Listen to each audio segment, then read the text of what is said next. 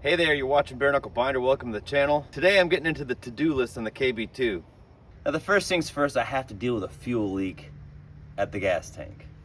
All right, now if you saw the last video that I made about this truck, when I was kind of going through the checklist of everything I had to do to it, this is where it's leaking from. And this is obviously the outlet of the tank. This is a solder joint. I had to redo all the solder joints on this tank, and this one, of course, leaks. And so what I've done to this point is I've used the gas tank repair putty, and it works pretty well for a while, but then it starts to peel off and starts to leak. Now, it could be that maybe I didn't clean it enough or whatever. I never took the tank out to do this. I just did it, you know, the best I could how it is. So what I'm going to do now is I'm going to take this entire tank out and then clean this up as much as I can. I'm going to try Seal All on this stuff, because Seal All is a fuel resistant sealant, and I have very good luck with it on everything else I've used it on. So I'm going to try it on this. All right, so here's what we're working with. It definitely looks like it would leak.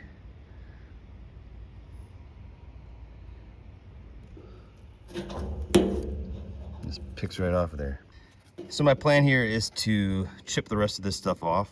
Doesn't look like it'll take that much. Wire brush it all down to bare metal. Then I'll clean it off, get all the residue off of it with brake cleaner, let it dry out, and then I'll put Seal All.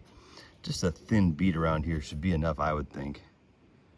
But let's look on the inside, see how the sealant's holding up. Looking good in there. By the way, little word to the wise, if you need a float, one of those little itty bitty mini WD-40 cans works really well. Clips right on. It's been in there for years. But the fuel tank sealant looks like it's holding up beautifully, so that's good.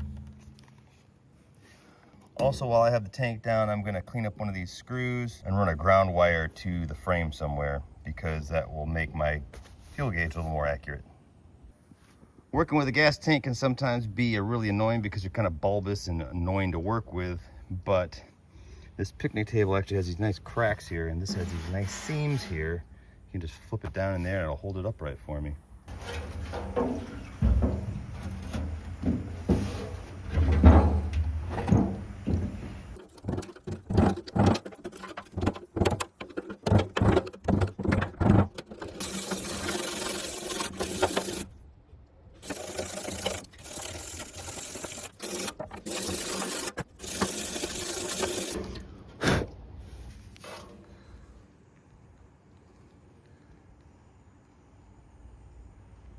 So you can see that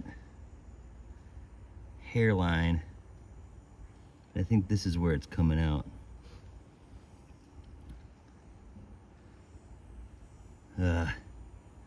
It's a bummer. All right, so now I'm at the point that I've cleaned up this tank as well as I can. The outlet is, everything around it is bare metal. I started out with a wire brush by hand, and then I switched to a Dremel at very low speed. I didn't want to do this with an angle grinder with a brush or anything really fast like that, because I didn't want to risk throwing a spark, because this tank still has gas in it. There's just a few things I want to cover before I do this, and I've had a slight change of plans on this.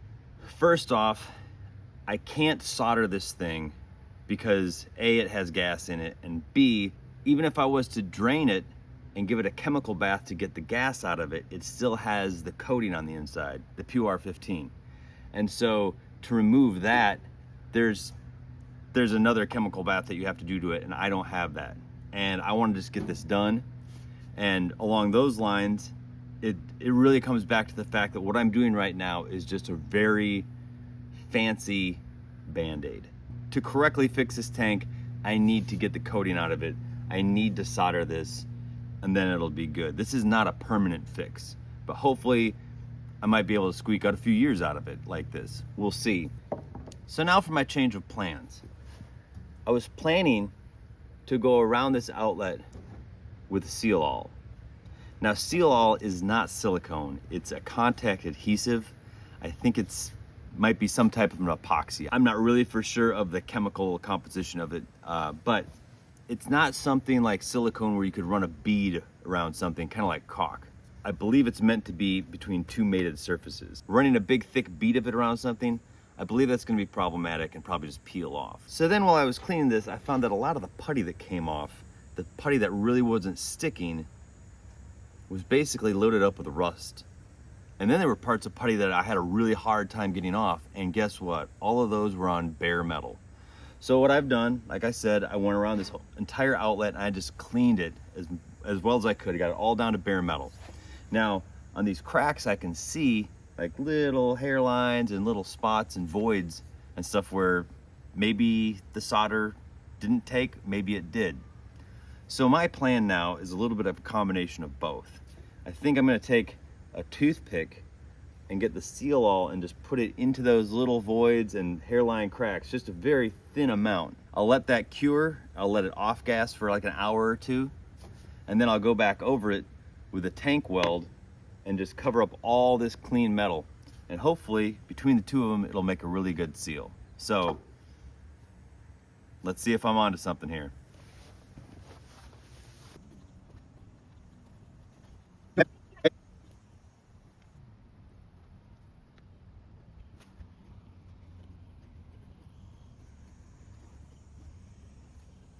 I've gone through here and just put a very small amount anywhere that looked like I had a hairline.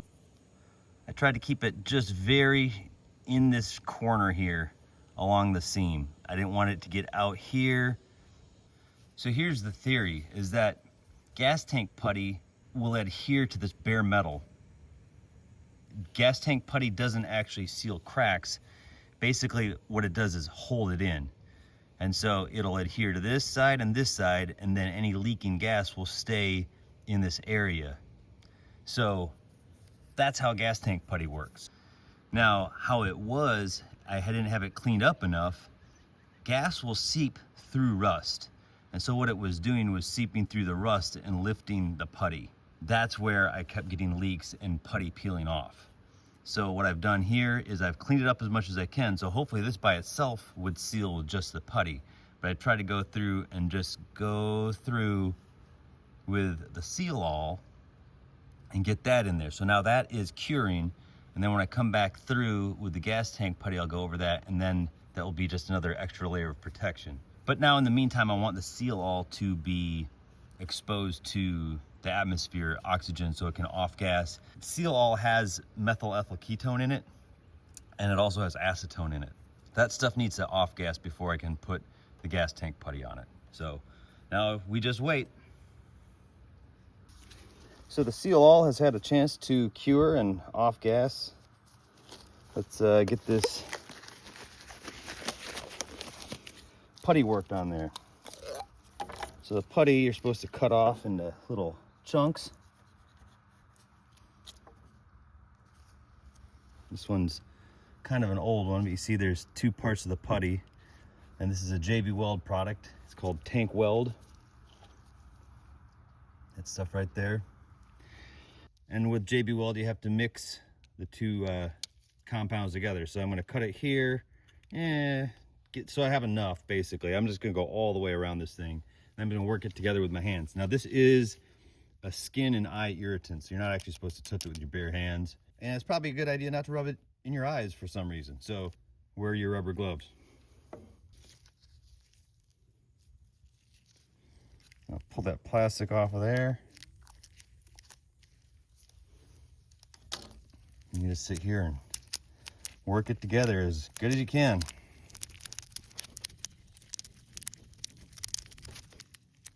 Ooh, that stinks. How I like to do this, you just keep folding it over into itself and squishing it together until it starts to get just a uniform color. And the sun might be working against me a little bit, but you can see it's starting to really get, you can't really see too many differences in the color.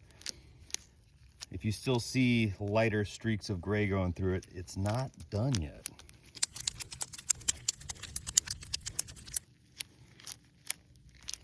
All right, that's about as good as I can get it. So let's put this on here now. So let's start applying this.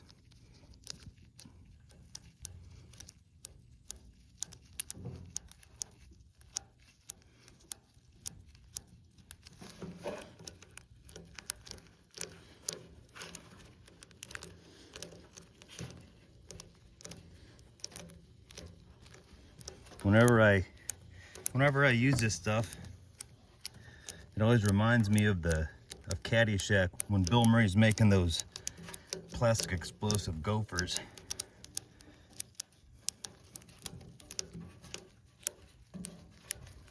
Now I'm really trying to push it down so it grips onto that bare metal there.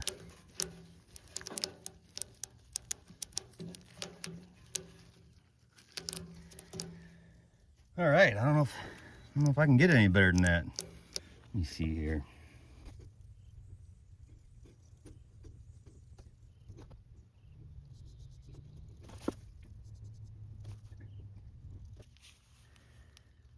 There, how about that?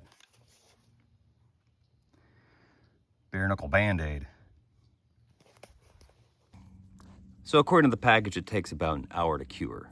And that's pretty thick. I had to put it on pretty thick. So I think I will give that 3 hours or so. You know, anything worth doing is worth overdoing. So I'll let that cure.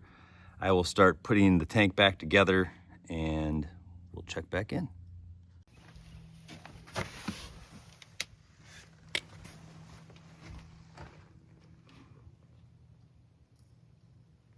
All right, now with the gas tank back into the truck, everything connected, seat back in, all that stuff. Didn't show all that because really it wasn't about how to remove a gas tank. But now with all that back together, it's time to go fill this thing up and see if she leaks.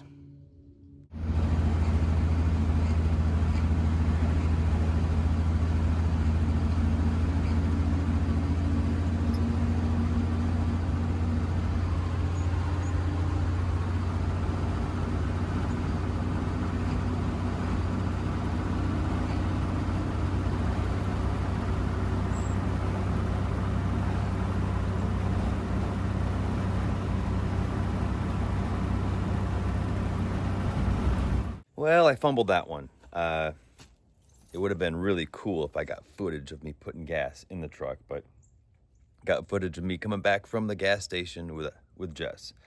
And the reason I didn't get footage at the gas station is because I got busy talking to Jess about something and totally forgot. So anyway, maybe this is a better test, but this is the morning after. I have not looked at the tank yet. Good news is I don't smell gas, but let's take a look at what we got.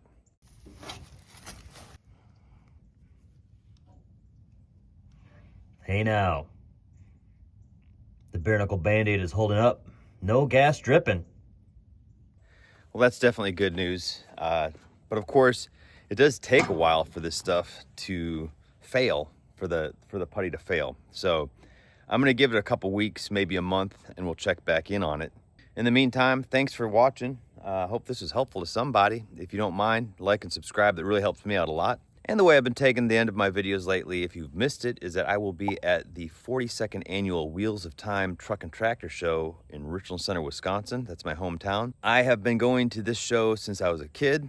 It's one of my favorite shows. I might be biased, but that's okay. If you want to meet me, see some of the rigs, you can let my enthusiasm work in your favor, because I am planning to have the R170 Coleman there. I'm planning to have the M5H6 there, and I'm planning to have the 41 Farmall M there. And this is my hometown, like I said, and it is my high school's homecoming, and it does happen to be my 25th class reunion. And so there is some rumblings of me pulling a float in the parade with that Farmall. So if you do make it to the show, come find me.